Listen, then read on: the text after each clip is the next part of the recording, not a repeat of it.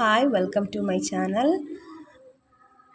நான் வந்து இப்போ எதை பற்றி சொல்ல போகிறேன் அப்படின்னா, எல்கேஜி பிள்ளைங்களோட ரைட்டிங் ஸ்கில்லை எப்படி இம்ப்ரூவ் பண்ணலாம். அதாவது இப்போ எல்லா பேரண்ட்ஸுமே ஸ்ட்ரகிள் பண்ண ஒரு விஷயம் அப்படின்னா, ஓரலாக சொல்லிக் கொடுத்துருவாங்க அப்படி தானே. இப்போ ஒரு ஸ்கூல்லேருந்து ஒரு பிள்ளை நம்ம ஒரு ஸ்கூலில் ஒரு பிள்ளையை ஜாயின் பண்ண வச்சுட்டோம்.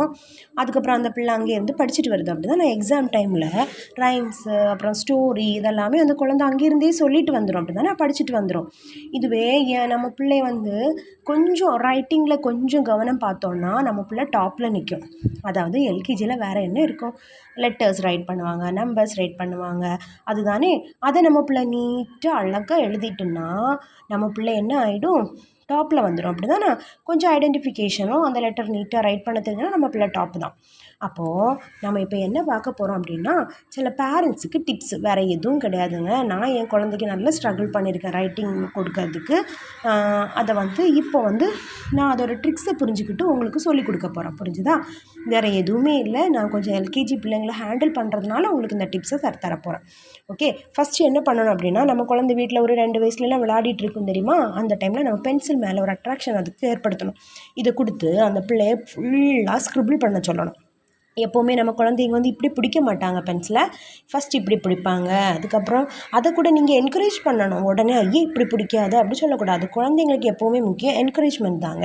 அவங்க என்கரேஜ் பண்ணதை ரொம்ப விரும்புவாங்க. நீங்கள் சின்னதாக ஒரு கைத்தட்டல் கொடுத்து வா அழகாக எழுதிட்டானே அப்படிலாம் சொன்னீங்கன்னா அவங்க ரொம்ப இம்ப்ரெஸ் ஆகிடுவாங்க. ஓகே, அதுக்கப்புறம் குழந்தைக்கு என்ன சொல்லிக் கொடுக்கணும்னா, இப்படி பிடிக்காத கண்ணா இப்படி பிடிச்சிப்பாரு, அப்போ அம்மா மாதிரி அழகாக எழுதலாம் அப்படி சொல்லி கொடுக்கணும். அதுக்கப்புறம் அந்த பிள்ளை என்ன பண்ணும், கொஞ்சம் இப்படி பிடிச்சி, இந்த ரொம்பலாம் அழகாக பிடிக்க மாட்டாங்க, இப்படி பிடிப்பாங்க, இல்லைனா இப்படி பிடிப்பாங்க. கொஞ்சம் லைட்டாக ஒரு மாதிரி குழந்தைங்க வந்து ரொம்ப ஸ்ட்ராங்காக அதை பிடிக்காமல் ஒரு மாதிரியாக லைட்டாலாம் எழுதுவாங்க. அப்போ நீங்கள் கொஞ்சம் இருத்தி எழுது அப்படி சொல்லி ஸ்க்ரிபிள் பண்ணுற டைமே சொல்லி கொடுத்துடணும். ஓகேயா? இப்போ ஸ்க்ரிபிளிங் செக்ஷன் முடிஞ்சதும் அந்த பிள்ளைங்க என்ன பண்ணிடுவாங்க, கொஞ்ச நாள் அதாவது ஒரு 3, 4, 5 டேஸ் வந்து ஸ்க்ரிபிளிங் பண்ணி முடிச்சிட்டாங்கன்னா அவங்களுக்கு நல்ல பென்சில் கிரிப் கிடைக்கும்.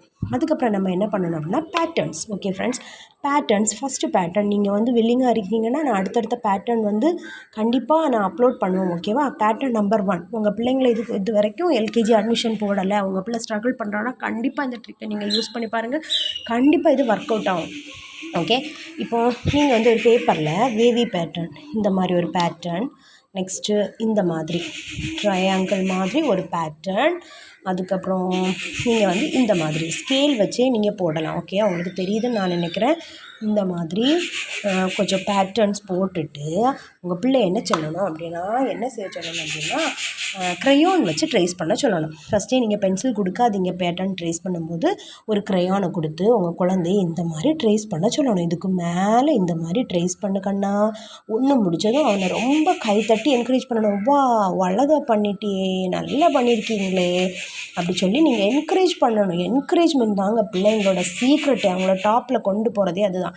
இப்போ அவங்க நான் பண்ண மாதிரி இவ்வளோ நீட்டாக பண்ணுவாங்களா? இல்லவே இல்லை. இப்படியெல்லாம் பண்ணுவாங்க. அவங்களுக்கு அந்த பேட்டர்ன் புரியும், ஆனால் ரொம்ப அதை ட்ரேஸ் பண்ணதுக்கெல்லாம் ஃபோக்கஸ் பண்ணி பண்ணுறதுக்கெல்லாம் முடியாது குழந்தைங்கள்லாம். அதுக்கப்புறம் என்ன பண்ணணும், அடுத்த கலர் கொடுக்கணும். இந்த மாதிரி அடுத்து திரும்பவும் ட்ரேஸ் பண்ண சொல்லணும். ஃபஸ்ட்டு ட்ரேஸ் பண்ணும்போது நீங்கள் கையை பிடிச்சி கொடுக்கணும். அதாவது அந்த குழந்தையோட கைக்கு மேலே நீங்கள் பிடிச்சி சப்போர்ட் பண்ணி கொடுக்கணும். ஓகேவா? அவங்களுக்கு எப்போவுமே ஒரு பாசிட்டிவ் எனர்ஜியை தான் நம்ம கொடுக்கணும். அவங்களால பண்ண முடியாது அப்படின்னு நம்ம நினைக்கவே அந்த ஒரு தாட்டை அவங்களுக்கு வராமல் பார்த்துக்கணும். ஓகேயா? அதுக்கப்புறம் ரொம்பவும் நீங்கள் கையே பிடிச்சிட்டு இருந்தீங்கன்னா அதே அவங்க வந்து விரும்புவாங்க. அதனால கொஞ்சம் ஒரு ஃபஸ்ட்டு பேட்டர்ன் போடுற டைமில் நீங்கள் இந்த மாதிரி பண்ணிடணும். ஓகே, இதே மாதிரி ஃபஸ்ட்டு பேட்டர்னில் இந்த 3 கலர்ஸுமே யூஸ் பண்ணணும். ஓகேவா?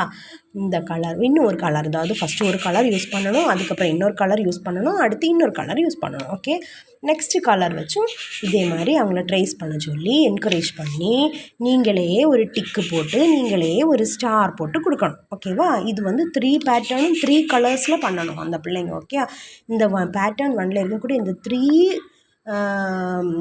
பேட்டர்னுமே, அதாவது இந்த 3 லைன்ஸ், இந்த டைப்ஸ் ஆஃப் 3 லைன்ஸுமே அவங்க கண்டிப்பாக பண்ணி முடிக்கணும். ஓகேவா?